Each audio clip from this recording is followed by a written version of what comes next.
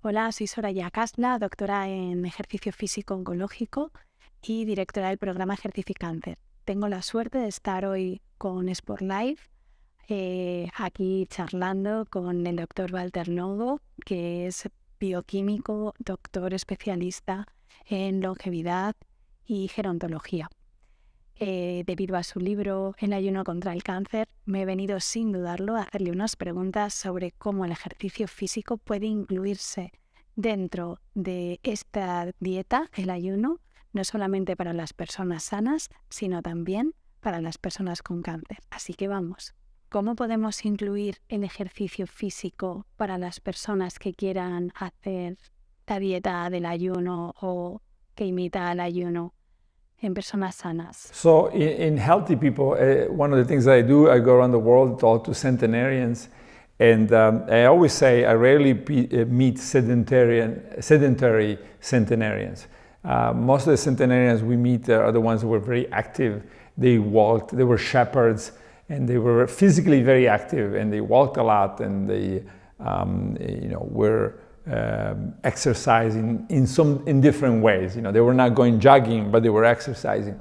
And so in my first book, but also in the new book, we talk about exercise, maybe 150 minutes a week of exercise, with at least about 10% of it being more strenuous exercise. That seems to be ideal.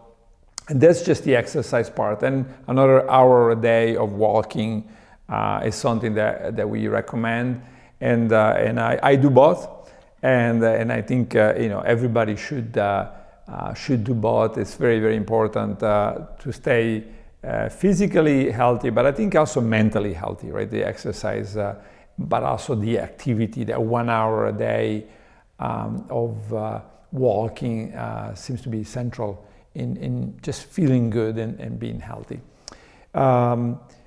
Then cancer patients, it's more difficult. And so how do you then relate that with fasting and fasting mimicking diets? Well, if you do 12 hours of fasting, then it makes it's completely not interfering with the exercise, right? So you do exercise during the day and you do the 12 hours of fasting at night.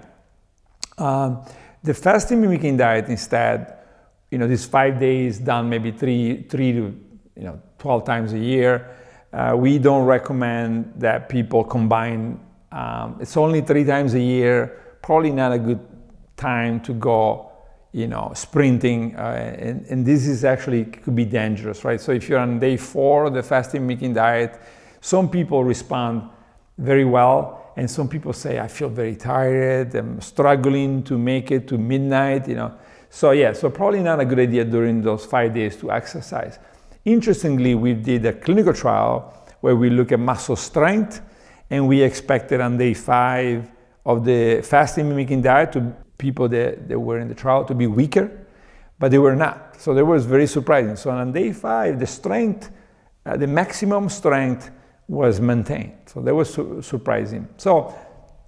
But anyways, probably best to not combine it in normal people. Just do your exercise, and then for those 15 days a year, don't exercise. That's okay. You can be active. You can walk. You can still do 1 hour or 2 hours a day of walking, but no exercise.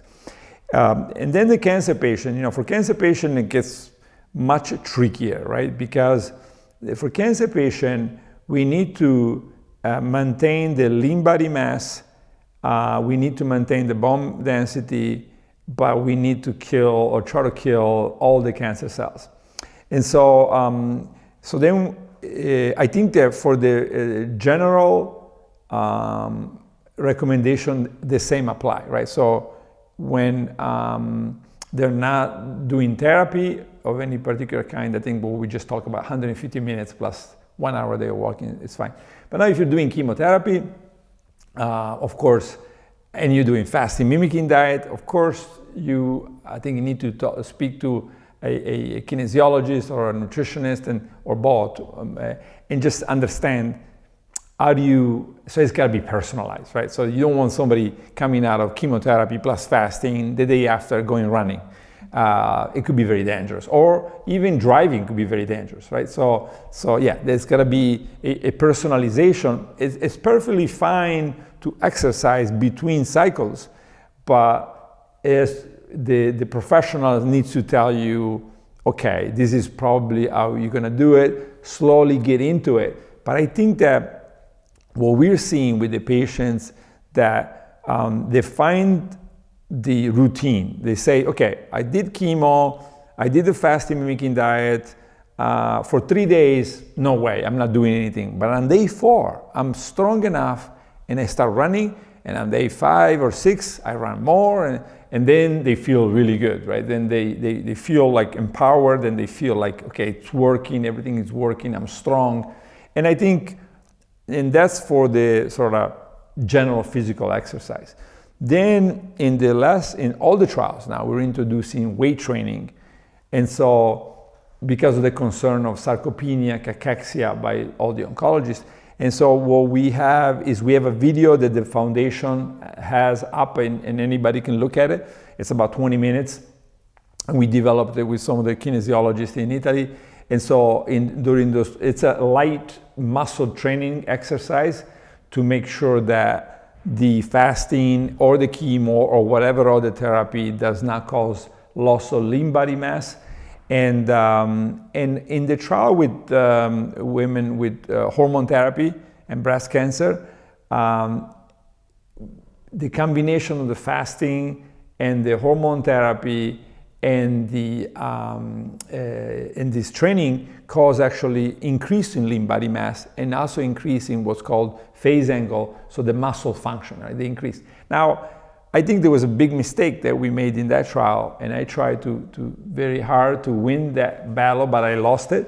And the battle was with the physicians that were dealing with the everyday diet.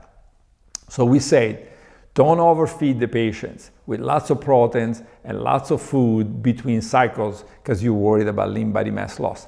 Let's just let them keep the lean body mass with the weight training, and then let's just fight both the cancer and the muscle loss.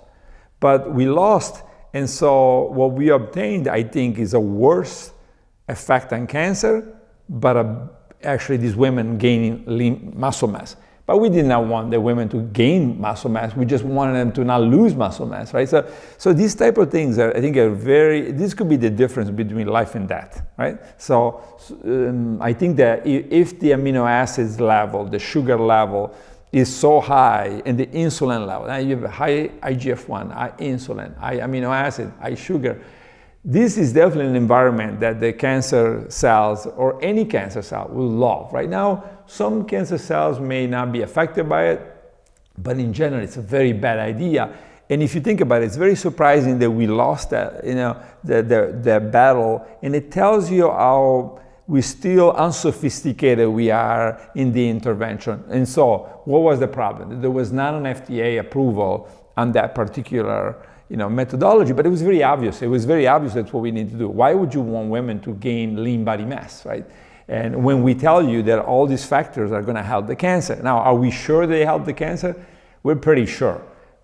Do we have a demonstration for it? We don't. But I mean, if you wait for demonstration, then maybe the patient dies, right? So there was no negatives in doing it, and lots of potential negatives in doing what we eventually did. And I think the patient were fed 1.5 grams of proteins per kilogram of body mass per day. So a ton of proteins, and that was a problem, right? So this is just to tell you how this team of molecular biologists, nutritionists, physicians, oncologists need to be together and need to really listen, right? And everybody's paying attention. So we were, of course, listening to the oncologist, and we did not, if the oncologist said, this is going to put my patient's life in danger, we will not try to override. But that was not the argument. The argument was like, well, we think we should give this patient lots of proteins, so we're going to do that. And that's it, so yeah.